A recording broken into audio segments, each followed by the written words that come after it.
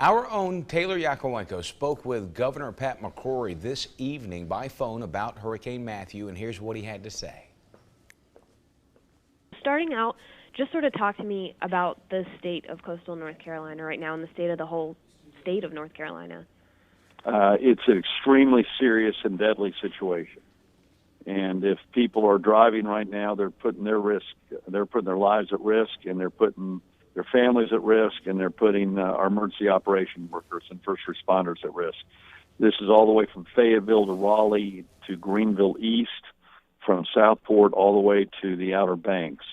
This next 12 to 15 hours is crucial for people to stay in their homes, be safe, don't get in their cars.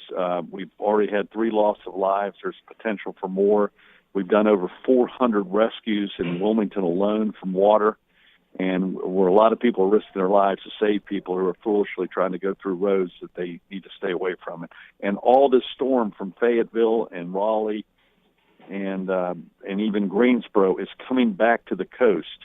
And I think I'm afraid a lot of people at the beach communities think they're over, but it's coming from inland to the ocean at this point in time, and we're expecting some very serious flooding. And Cape Fear River, Burgaw, we're very concerned about major structural loss in that area.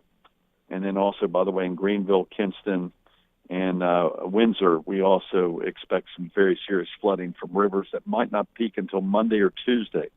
So this could be a prolonged event, not just making it through tonight. Okay. So when are your plans to sort of come out and survey the damage that's been done here?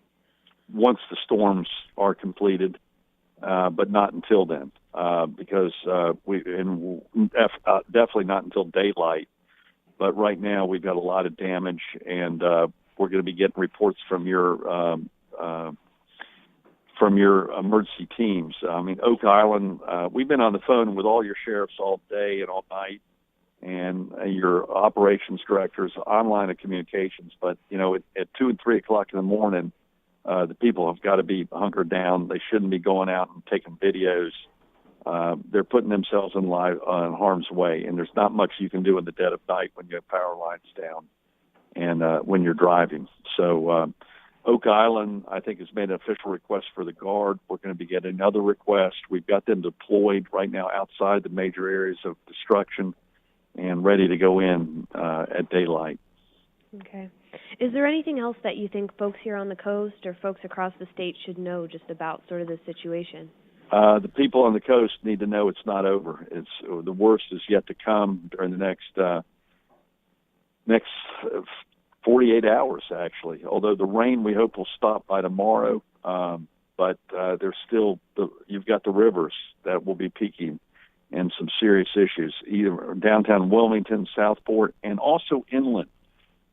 In some of the country roads, there's going to be serious flooding. And by the way, you've got a lot of financial loss for the farmers and crop damage, and this is going to be a tough couple weeks.